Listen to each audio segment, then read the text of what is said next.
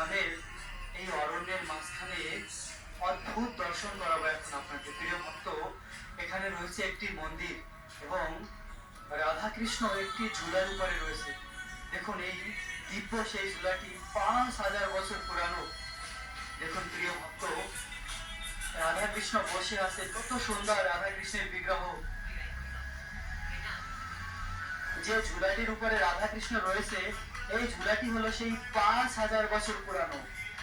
রাধা রানী যখন ছোট ছিল তখন কীর্তিদা সুন্দরী আর বিশ্বভানু মহারাজ এই ঝুলার উপরে বসিয়ে রাধা রানীকে আনন্দ প্রদান করেছে।